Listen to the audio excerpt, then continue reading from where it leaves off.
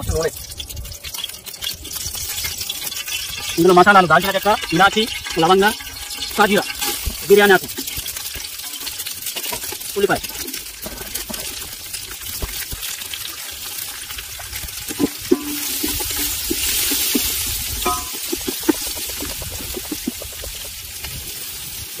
తగినంత అల్లం పేస్ట్,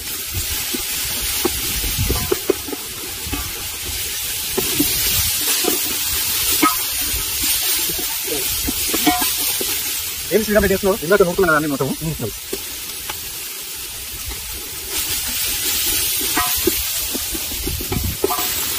మసాలాల్లోకి పలావ్ ఉండాలంటే ముందుగా చికెన్ వేయాలి.